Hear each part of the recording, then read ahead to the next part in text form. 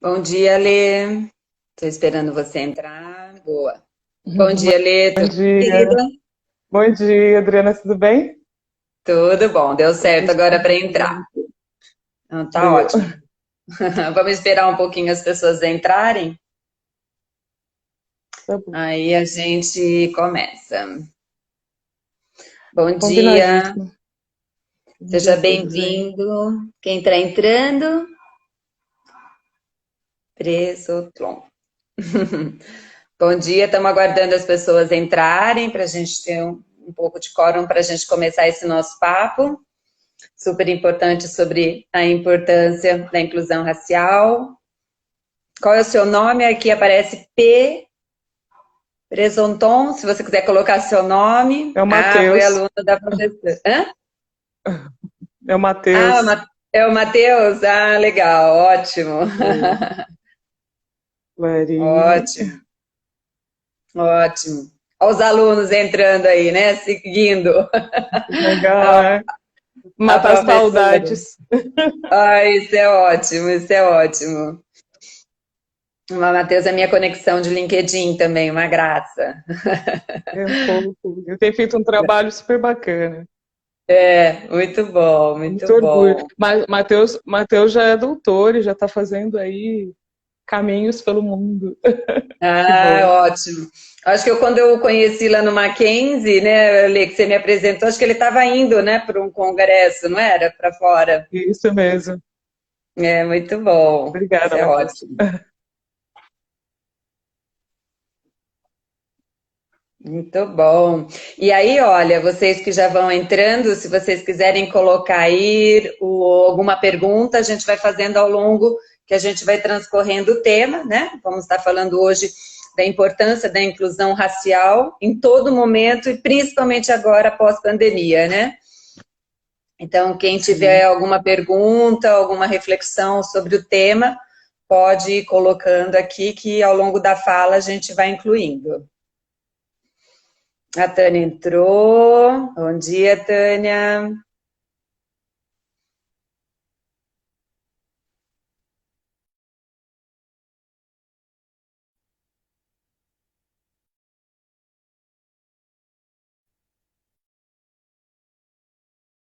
Dessas lives é que depois podem ficar gravadas e aí cada um assiste conforme a disponibilidade, né? Porque hoje estão acontecendo várias lives, tem muita coisa bacana, muito conteúdo importante sendo compartilhado, né? Então, e eu tenho assistido várias, e muitas vezes eu às vezes não consigo assistir ao vivo, mas depois eu vou lá, entro no YouTube da pessoa ou da empresa e assisto. Então está sendo super Eu bacana, também. né? Na verdade, está faltando tempo para aproveitar tanta coisa boa no meio dessa sessão tão difícil, né? Mas é tanta gente falando sobre assuntos múltiplos que nos geram curiosidade, possibilidade de aprendizado, né?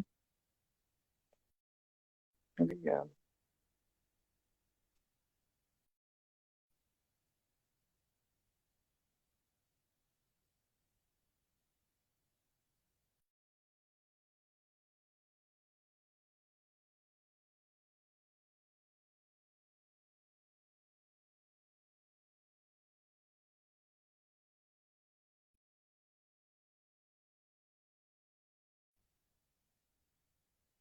Está paralisando, assim, de vez em quando. É, de vez em quando tá picotando, viu, Ale? Você tá bem, certamente você tá bem próximo à internet, né? Eu tô bem perto do roteador, mas não Uhum. sei, peraí. Tá, legal. Bom dia, Isa, que bom que você está aqui com a gente. Rafael. Então vamos lá, né? Vamos começar esse bate-papo, que depois as pessoas vão entrando ao longo da live. E depois fica gravado também, e aí cada um pode consumir o conteúdo de acordo com a sua disponibilidade. Vamos ver se essa internet da lei vai deixar, que agora está assumindo a imagem de novo. Você está me ouvindo, né, Lê, direitinho? Tá, então Tô. vamos então tentar fazer, porque de vez em quando está sumindo a sua imagem e a sua conexão, tá? Mas vamos lá. Então tá bom. Bem, hoje nós vamos conversar um pouquinho. A nossa convidada de hoje é a querida Alessandra Benedito, né? Então, a Obrigada. Lê, entre tantas formações e atribuições, ela é uma parceira nossa aqui da LIU, né? A LIU é uma consultoria com foco em diversidade e inclusão, né? Nos recortes gênero, raça e etnia e pessoas com deficiência. Então, nada mais do que trazer cada um para o seu lugar de fala, né? Porque eu posso falar sobre inclusão de gênero, mas de mulher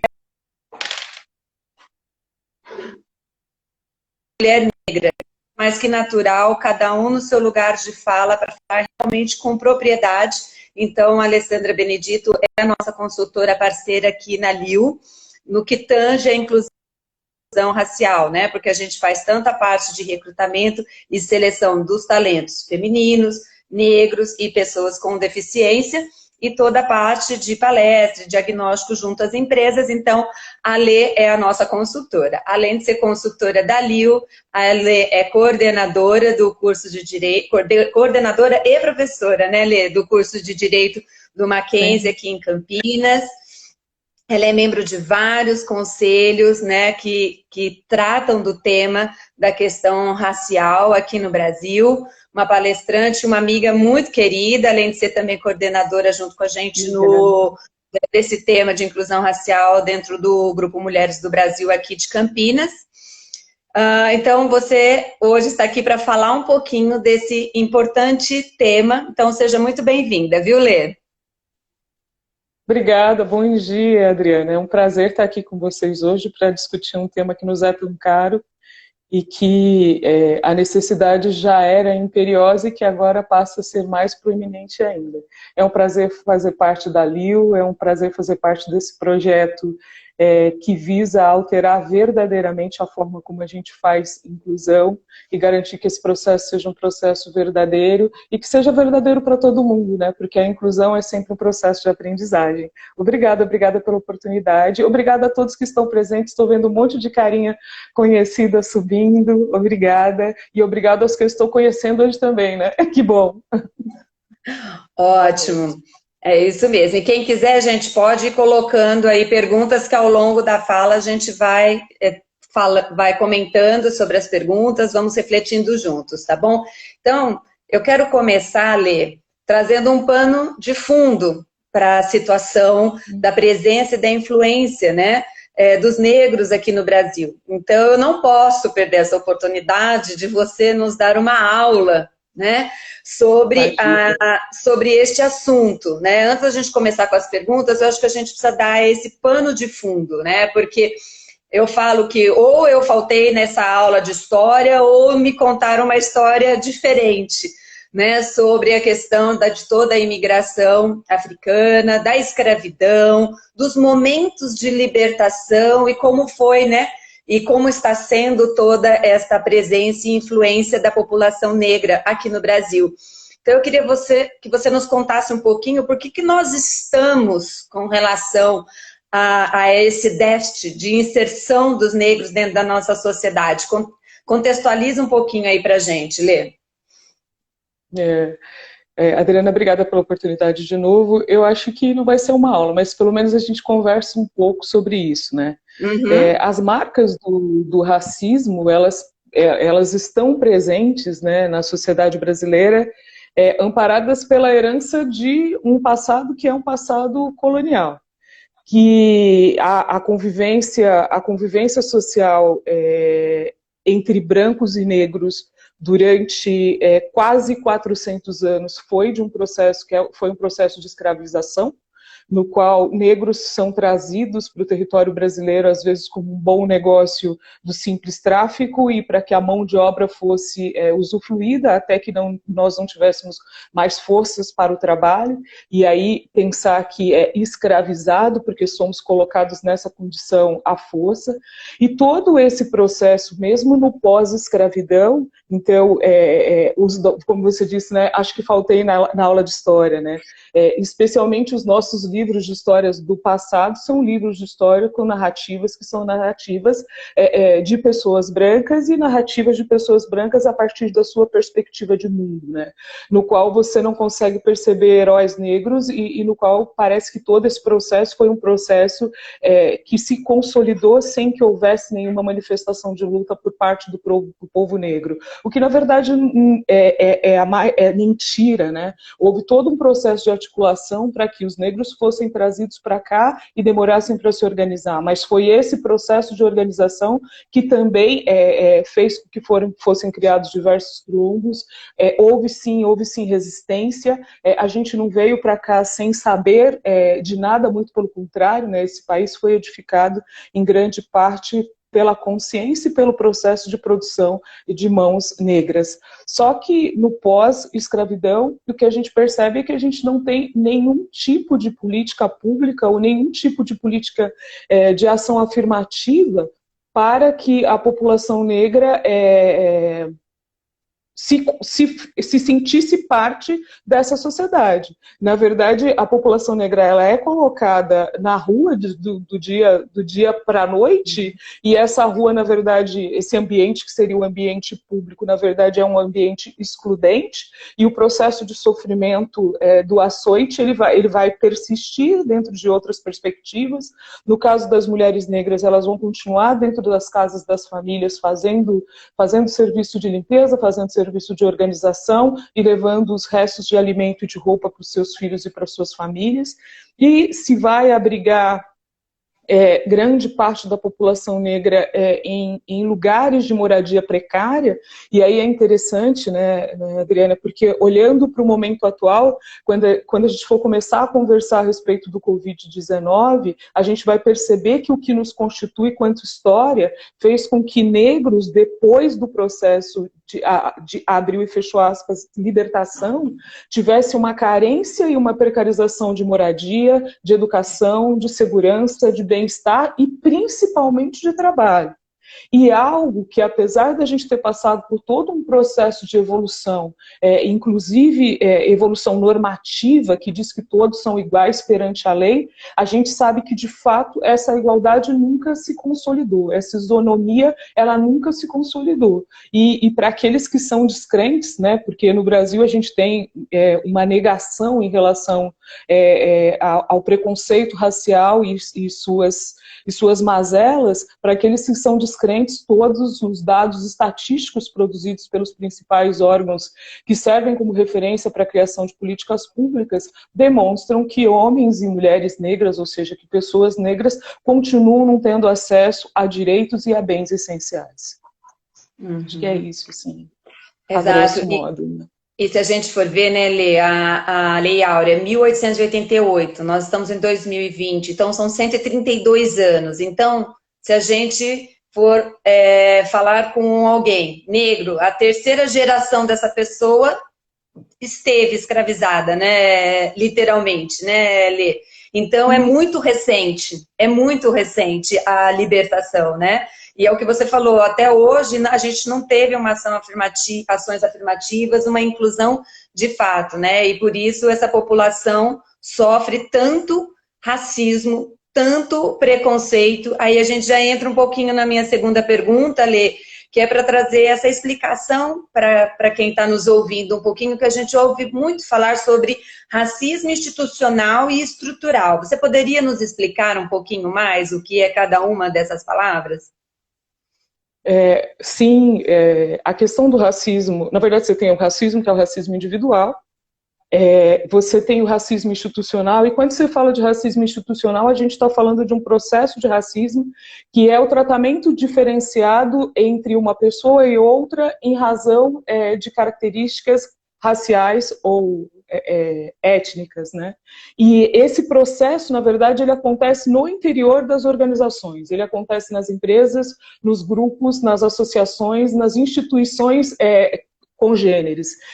No final do ano passado, a gente teve uma pesquisa olhando, na verdade, para essa ideia do racismo institucional e como é que ele acontece dentro da cidade de São Paulo. Você vai perceber que quando o assunto é racismo institucional, as instituições tratam as pessoas pura e simplesmente diferentes em razão de serem brancas ou de serem pessoas brancas ou de serem pessoas negras. Então, você consegue perceber isso na violência policial, você consegue observar isso na violência obstétrica, você consegue perceber isso em todas as instituições públicas ou privadas que lidam com um processo de naturalização que colocam pessoas brancas e pessoas negras em status diferentes e, com isso, não permitem que pessoas negras, na verdade, compartilhem e elas acabam sempre no movimento que é um movimento excludente, e um movimento excludente que acaba deixando a população negra sempre à margem, né? De novo, quando a gente olha, por exemplo, para racismo institucional e para a organização do próprio Estado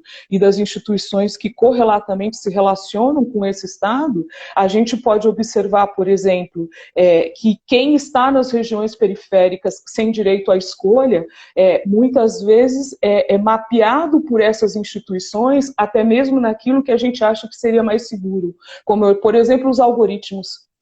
Se os algoritmos são programados para procurar sempre as mesmas características, isso significa que esses algoritmos, pensando, por exemplo, em racismo, em diferenciação entre pessoas brancas e pessoas negras, isso pode fazer com que essas pessoas tenham menos acesso a uma série de serviços essenciais, assim como pode fazer, por exemplo, com que jovens negros que vivam em situação de precariedade sejam mortos ou sejam presos com mais intensidade ou facilidade, simplesmente porque as instituições o enxergam como alguém que não seja digno de ter acesso a um processo igualitário de desenvolvimento, e a exclusão vai se consolidando a cada dia.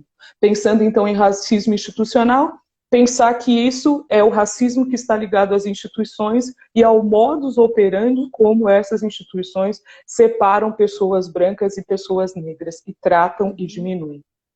Pensando em racismo estrutural, quando você olha para o racismo estrutural, isso é algo mais amplo.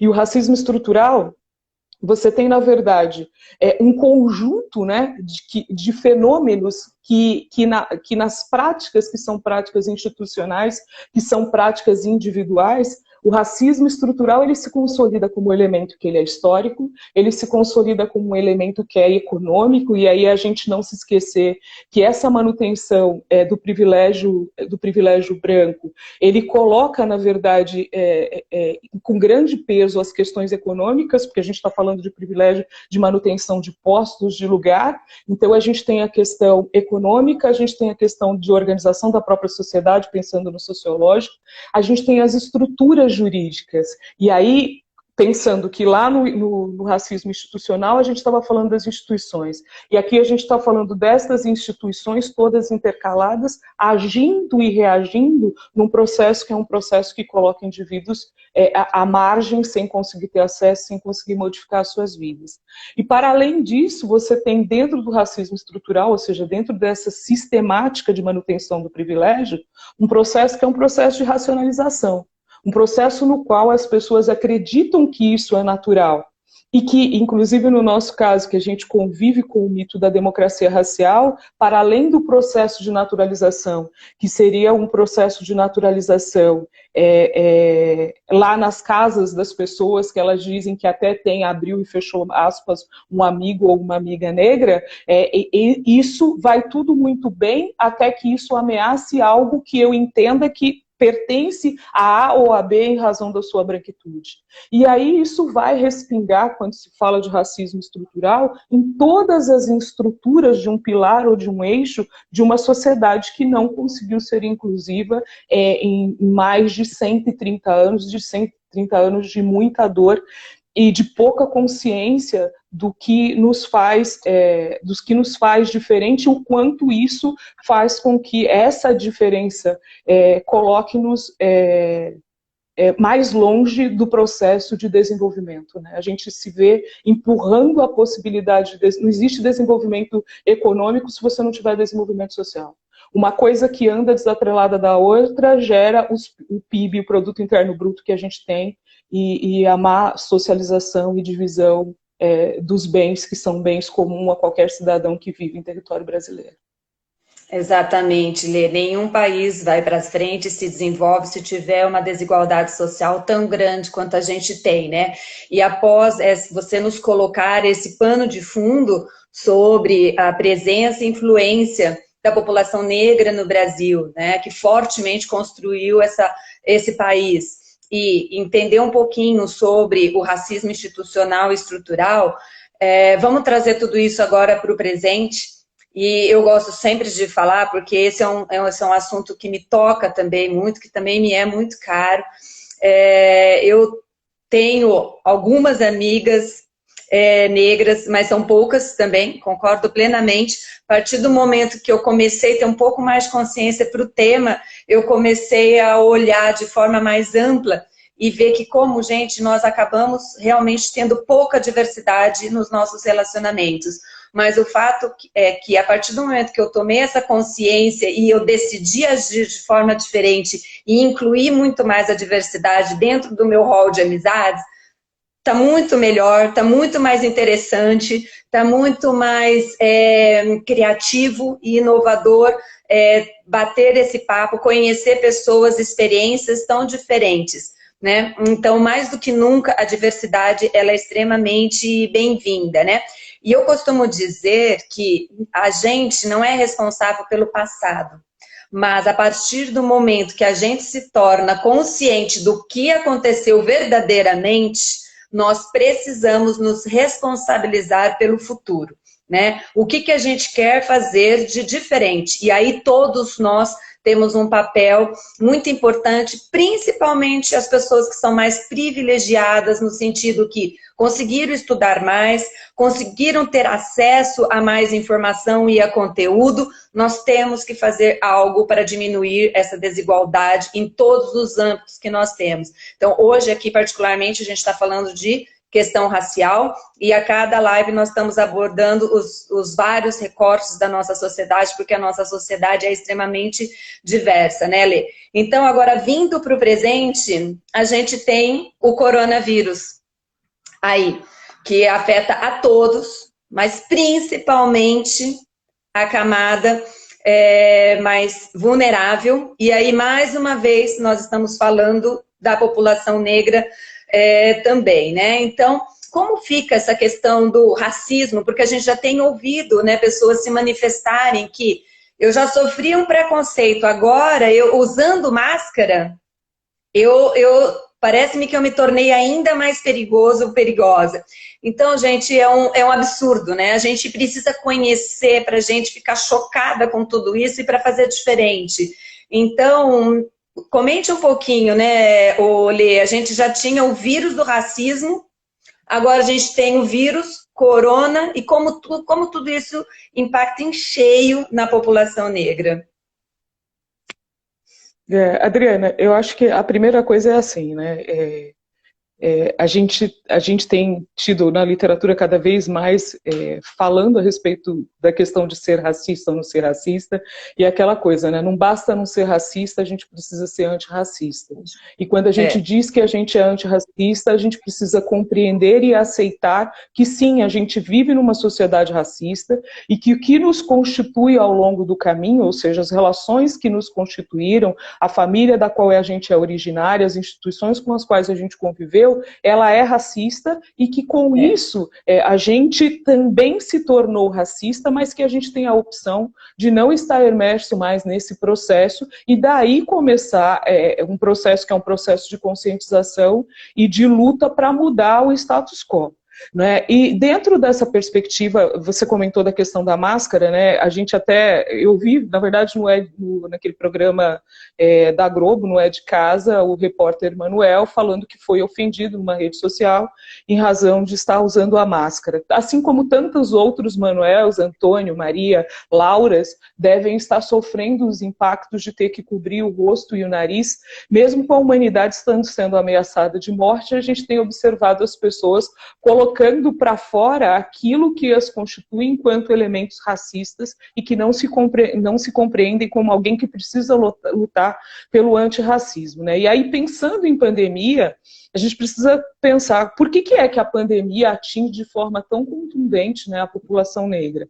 Os serviços públicos necessários para mais de 75% da população, eles são insuficientes e são precários.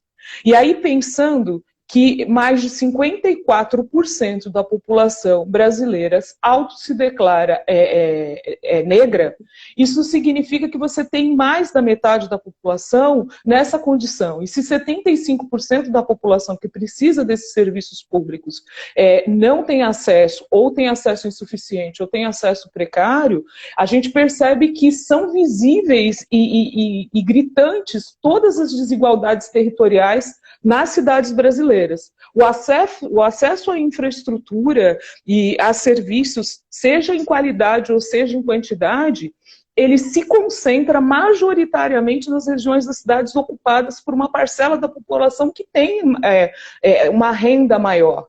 E essa concentração de investimentos que privilegia determinados sujeitos em detrimento de outros, e em grande parte é a população negra que vive em condição periférica, e todos esse processo, né, porque o racismo, quando você pensa em racismo, você precisa lembrar que ele tem o racismo que é consciente, ou seja, a pessoa faz o movimento e ela deseja fazer, até para ela conseguir fazer a manutenção da própria existência, e você também tem um processo do racismo, que é o processo do racismo inconsciente.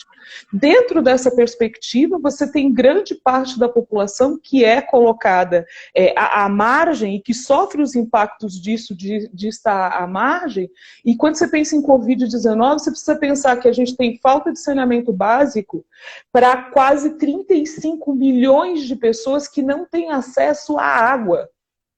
E dentro desse processo de urbanização do pós-escravidão, no qual a grande parte da população negra, ou no caso de São Paulo, fica nas periferias, ou nas periferias, ou nas comunidades, ou nas favelas, a gente precisa lembrar que a gente tem um problema de cunho habitacional que faz com que essas pessoas, na verdade, não consigam viver e conviver dentro dos limites mínimos de proteção para garantia e manutenção da vida.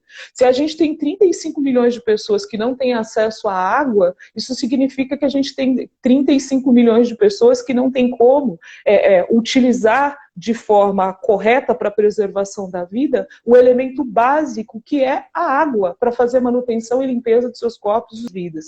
E de repente a gente vê uma sociedade que ignora e que exclui o indivíduo não é por conta da máscara, né? Mas é por conta das máscaras que nós nunca deixamos cair, né? Discutir a questão racial sempre foi um tabu, às vezes entre brancos, às vezes também entre brancos e negros, porque é falar daquilo que a gente não quer falar, porque a gente teve todo um momento de construção, inclusive na literatura, para que nós tivéssemos esse mito da cordialidade. E esse mito da cordialidade nos atrapalhou nesse processo que é o processo de diálogo sobre o que nos constitui. Então, quando alguém tripudia com um homem ou uma mulher negra, ou com uma pessoa negra porque ela está usando a máscara, a gente tem uma somatória de problemas que auto se estruturam em relação à questão racial, que vem à tona e que eclode como mais uma piadinha entre tantas outras piadas racistas, homofóbicas, gordofóbicas, ou qualquer outro tipo de piada que a gente vem escutando e que nós colocamos como um processo de naturalização na nossa convivência, né?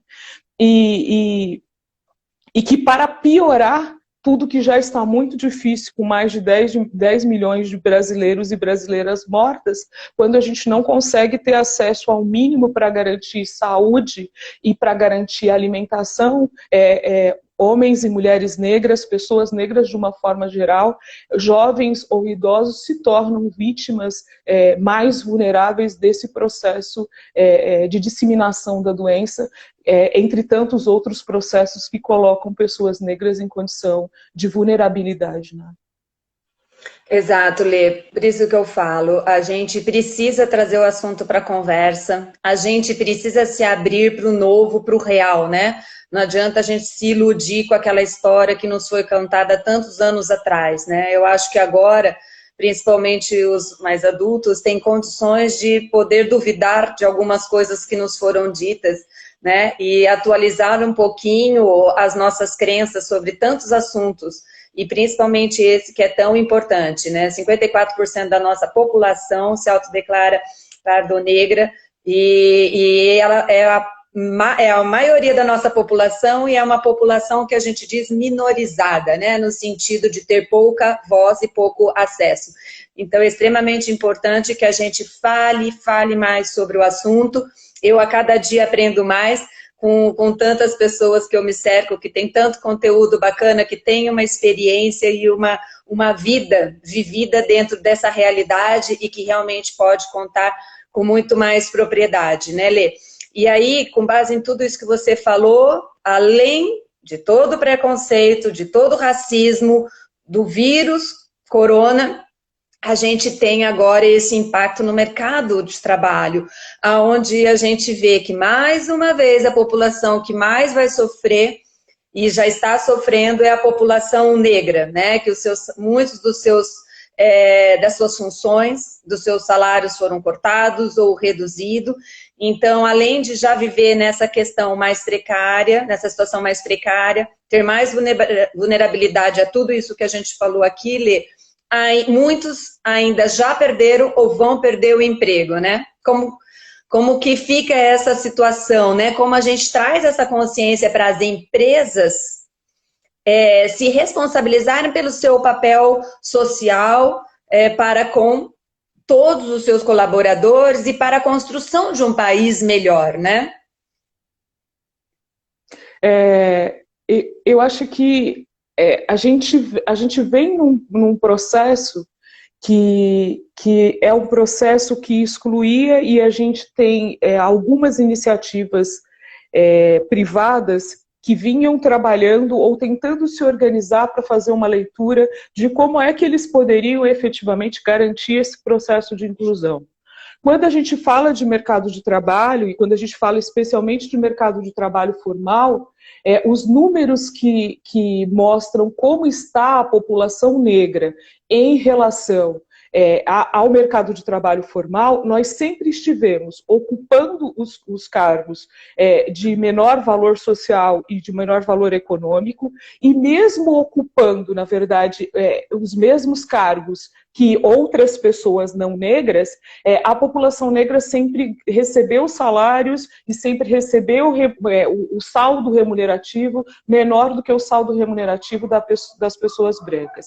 E um outro problema que também sempre agregou um valor negativo em relação ao processo de inclusão de pessoas negras no mercado de trabalho é justamente o fato de que raramente você vê pessoas negras em posição de liderança, né? As pessoas negras são renegados a alguns tipos de trabalho que não gerem nenhum desconforto a outros grupos sociais. Se gerar desconforto, na verdade, eu crio mecanismos para que esse processo de exclusão de alguma forma se consolide. E a falta de representatividade de pessoas negras em cargos de liderança, ou observando, por exemplo, a falta de representatividade, inclusive nos meios de comunicação. Quando você olha, por exemplo, meios de comunicação como televisão, meios de comunicação midiáticos, é muito comum você ver a população negra sempre ocupando, na verdade, posições nas telenovelas, nos filmes, que são posições nas quais o poder de decisão ou o poder de gestão raramente está nas mãos dessas pessoas. E, para além do mais, pensando em funções como, por exemplo, de trabalhadores domésticos, né, e aí pensando em trabalhadores domésticos como qualquer pessoa que esteja dentro do ambiente privado realizando uma atividade, seja ela de limpeza, de organização, de jardinagem, babá, mordomo, o que quer que seja, muitas dessas pessoas acabaram perdendo o seu trabalho. Cortou? Cortou? Muitas. Eu estava falando, eu volto um pouquinho, então. Tudo bem?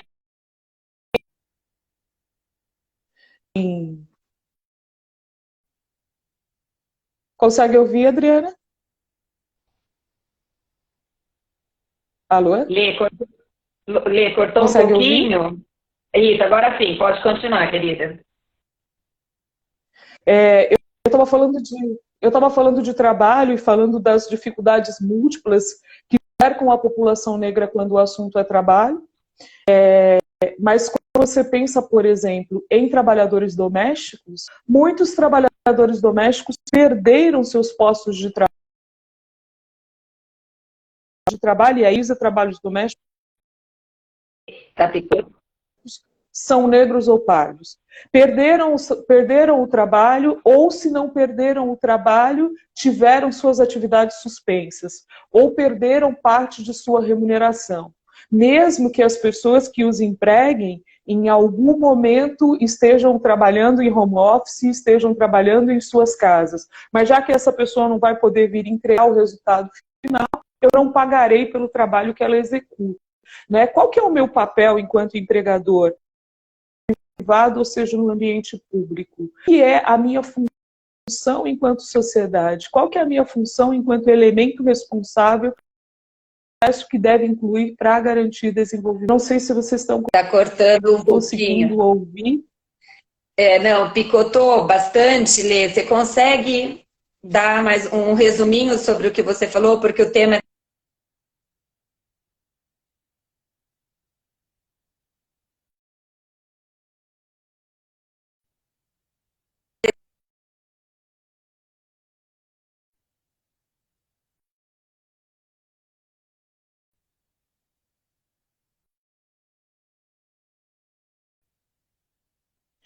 Oi, Adri, consigo, sem problema. Eu estava falando de trabalho. Eu estava falando de mercado de trabalho. E aí, pensando em mercado de trabalho, a internet está ruim.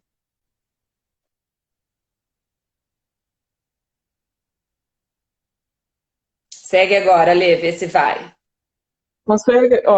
Eu estava falando de mercado de trabalho, e aí, pensando em mercado de trabalho, a população negra, mesmo antes do Covid-19, sempre ocupou os cargos com menor valor econômico e, consequentemente, com menor valor social. E mesmo com as parcas políticas de ações afirmativas e políticas públicas que foram introduzidas no Brasil ao longo dos últimos anos, a gente não conseguiu superar esse processo de exclusão e de não isonomia e equidade dentro do mercado de trabalho. E olha que a gente tem atores, por exemplo, como o Ministério Público do Trabalho, fazendo um trabalho formidável para inserir jovens de forma igualitária no mercado de trabalho. A gente tem iniciativas como a Iniciativa do Mulheres do Brasil, a gente tem iniciativas como a do Instituto GL10, a gente tem iniciativa de tantas outras pessoas que não só o Estado, mas da iniciativa privada,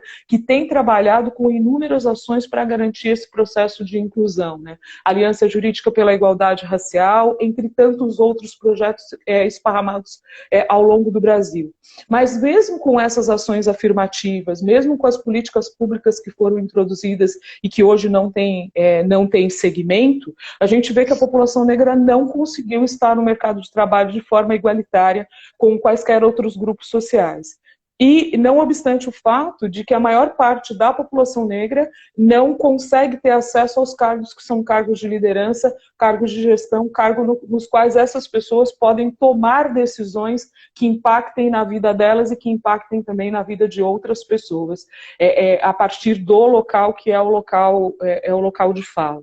Para além disso, por exemplo, com a pandemia, a gente sabe que todas as vezes que a gente suporta uma crise, todos os grupos humanos que são chamados aí da população minorizada, eles são os primeiros a levar o impacto e eles serão os últimos a retornarem para o mercado de trabalho.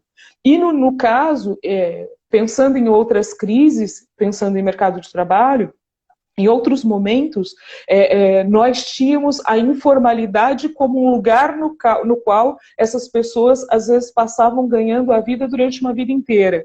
E agora, como nós estamos confinados, inclusive a informalidade se tornou um desafio, porque eu não consigo ir para a rua para vender, eu não consigo ir para a rua para negociar, né? E os trabalhadores e trabalhadoras domésticas, né, que nós demoramos anos para poder ter um processo de regulamentação justamente por conta dessa mistura entre o público e o privado, também muitos deles tiveram seus vínculos de trabalho ceifados quer seja porque havia vínculo empregatício, quer sejam as diaristas ou os diaristas, as pessoas que trabalhavam prestando serviço, justamente porque, já que eu vou ter que ficar confinado e eu vou ter que fazer as atividades da minha casa, eu não vou continuar pagando.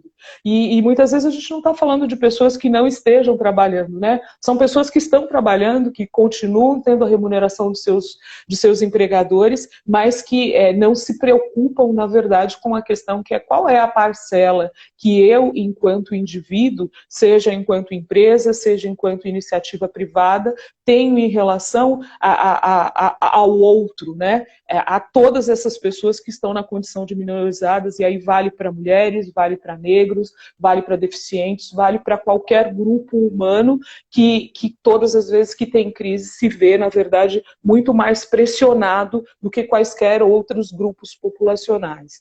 E qual que é o grande receio, né, que a gente tem durante a crise? Primeiro, o número de mortes. Eu não sei se você percebeu, mas parou de ser contabilizada a questão racial, e para de ser contabilizado por quê? Porque a gente vai começar a ver os números da verdade, né? Por que morrem mais negros? Morrem mais negros porque a gente começou o diálogo falando de racismo estrutural, a gente começou o diálogo falando de racismo institucional e de racismo institucional, e de racismo, individual, e daquilo que nos constitui enquanto sociedade. Então, se eu vivo na periferia, se eu vivo sem saneamento básico, se eu estou sem nutrição suficiente, se eu vou ao serviço médico e eu não consigo ser atendido porque não tem leito.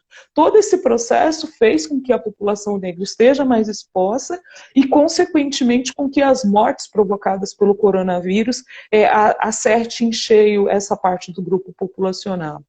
Agora, o processo de responsabilidade de inclusão, pensando em organizações, pensando em instituições, ainda que nós estejamos com uma somatória de coisas para pensar, né? Porque quando a gente olha para as lideranças estão com os cabelos em pé, pensando em como é que vai fazer, porque de repente está todo mundo trabalhando em casa. A gente não sabe se a gente está em home office, né? Porque home office, na verdade, é um processo de adaptação no qual você se prepara para poder trabalhar em casa. A gente não, a gente está fazendo tudo que é do privado e do público junto. A gente está tentando sobreviver nas nossas casas. Mas, para além de tentar sobreviver nas nossas casas e das lideranças estarem com uma série de dor de cabeça para resolver e sem saber, dentro desse futuro de incertezas, como é que vai ficar o mercado de trabalho, bem como vai ficar os postos de trabalho, essa questão da inclusão racial e da inclusão de todos os minorizados, elas não podem ser deixadas de lado. Pensando especificamente no assunto do nosso diálogo dessa manhã, se você tem mais de 54% da população autodeclarada negra ou parda, a gente está dizendo, então, que se eu deixar de me preocupar com esse processo de inclusão, eu vou estar deixando aí a margem ou a própria sorte, não só por conta do contágio, mas por conta da fome, de todos os dilemas sociais, um sem número da população, né? E que provavelmente não vai para a estatística. Exatamente, Lê. Você tocou em alguns assuntos importantes que você chama responsabilidade individual. Assim como existe o racismo individual, existe também a responsabilidade social, onde cada indivíduo pode fazer a diferença ao seu redor, que certamente já vai fazer um grande impacto. A sociedade, as empresas, os empregadores, né, que tenham consciência na hora de fazer as demissões, e entender um pouquinho a situação de todo mundo. A gente sabe que realmente a situação está desafiadora para todo mundo, para muitos segmentos, mas lógico que tem os segmentos que estão se beneficiando, né, dessa situação, não de forma proposital, mas porque eventualmente seu produto ou seu serviço é o que é a demanda do momento, né? Mas o fato é que a gente não pode negligenciar 54% da população e colocá-las de lado. Essas pessoas são consumidoras dos produtos e nossos serviços, e nós precisamos ter um olhar para elas, e esse olhar de inclusão. Mais do que nunca, esse vírus trouxe essa desigualdade social, né? Escancarou isso. O fato é que nós não vamos conseguir ser um país melhor se somente 3% da nossa sociedade ficar ali muito bem e muito rica. Não adianta o restante, tá? Ter essa diferença tão grande, né? Então, assim, pode sim existir diferenças né? Como existem diferenças econômicas e sociais em outros países. Só não pode ser tão grande e a gente jamais pode continuar tendo classes vivendo numa situação de pobreza, de situação de miséria como a gente tem ainda hoje no país, né? Então, a gente espera que as pessoas reflitam sobre o assunto e assumam a sua responsabilidade enquanto empresas, que tipo de ações afirmativas que elas podem ou continuar ou iniciar para fazer essa inclusão racial. Porque a história está aí, a história e o histórico, né? O que nós vamos fazer com tudo isso? Que diferença que nós vamos trazer? E como a gente já está indo para o final dessa nossa conversa, Lê, você falou em outras palavras que esse momento realmente traz a noção da solidariedade, da generosidade das pessoas. E vamos falar então um pouquinho para a gente ir finalizando de empatia, né? Como essa ferramenta ela é importante, principalmente, né, nos tempos atuais.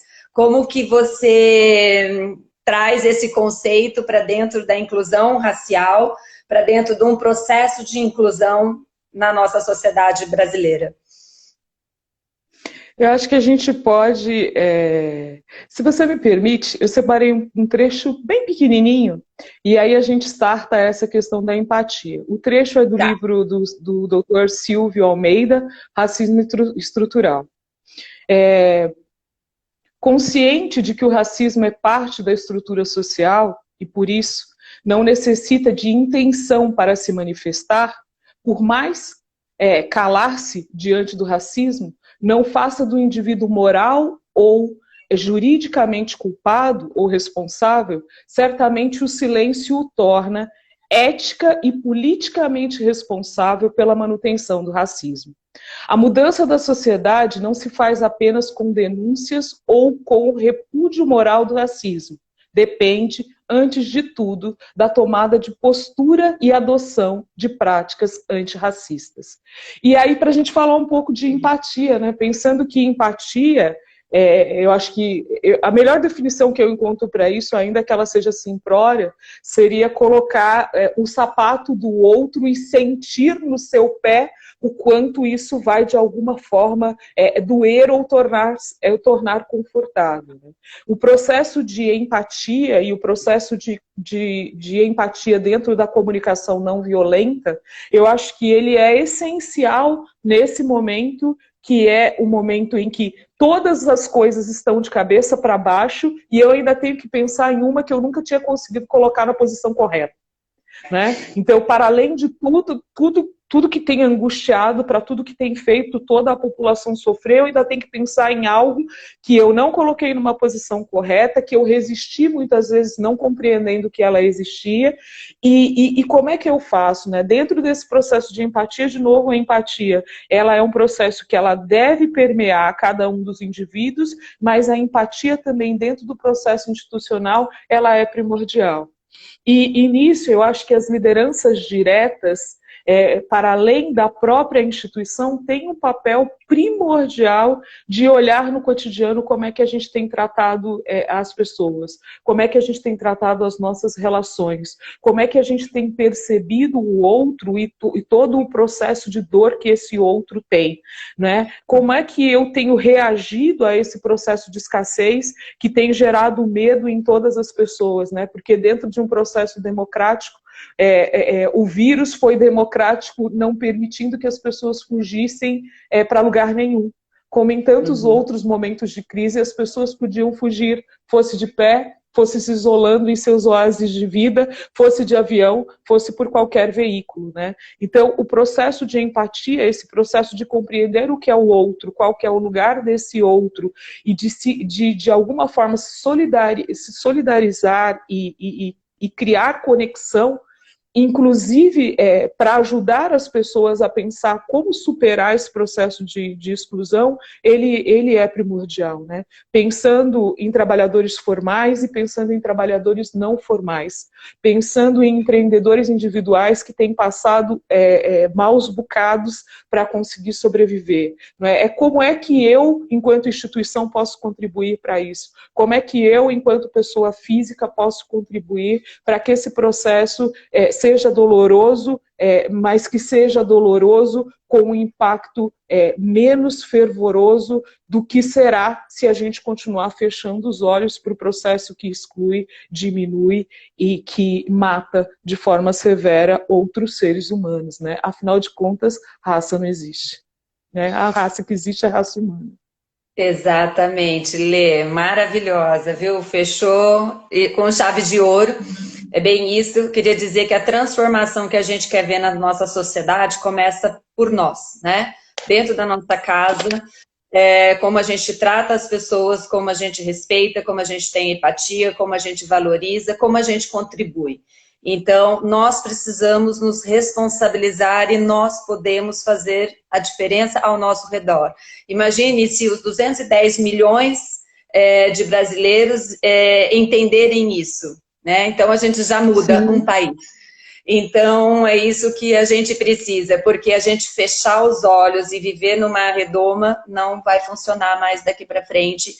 Então, a gente realmente tem que dar mãos umas às outras, uma ao outro, e a gente construir o país que a gente quer morar, a sociedade que a gente quer ter, né, Lê? Então, super obrigada. Lê, aliás, eu quero só falar alguns comentários que falaram aqui que a gente precisa ter mais Alessandras por aí. Certamente você nos enche de orgulho, e eu, particularmente, é uma alegria ter você como amiga, aprendo muito. E é isso, a gente precisa ter mais Alessandras Beneditos, mais Maju Coutinho na comunicação, mais Rachel Maia como presidente de organizações, e certamente a gente tem mais profissionais para falar, que infelizmente elas não têm essa visibilidade, mas nós estamos aqui, enquanto empresa, enquanto LIU, para a gente fazer essa diferença, a gente colocar luzes nesses recortes que são minorizados. Entretanto, nós mulheres somos a maioria da população, os negros e pardos são a maioria da população, com 54%, nós mulheres somos 52% de população que elege, de eleitores. Então, a gente precisa mudar. Então, eu acho que a mulher tem um papel, falando agora da questão de gênero, a mulher, seja ela de que cor for, ela vai fazer essa diferença, né?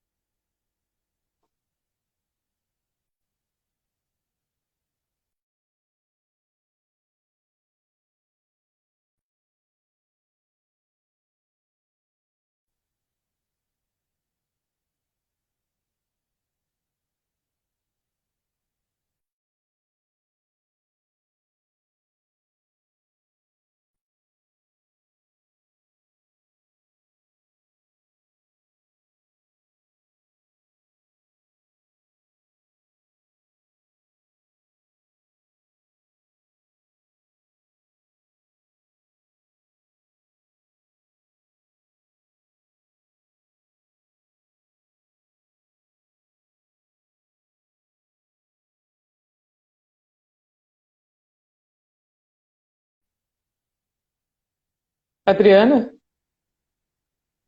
Aí, Lê, que bom que você voltou. Se você quiser fazer sua despedida, eu agradeço. Não, eu queria agradecer a todos, agradecer a Lil pela oportunidade de ter essa conversa, que eu acho que é primordial que a gente fale sim sobre isso. E queria, na verdade, indicar 2 livros para quem quiser estudar um pouquinho mais sobre o assunto, né? Da Robin DiAngelo, Não Basta Não Ser Racista, Sejamos Antirracista. Da Faro Editorial, Robin DiAngelo, Não Basta Não Ser Racista, Sejamos Todos Antirracista. Da Djamila Ribeiro, Pequeno Manual Antirracista.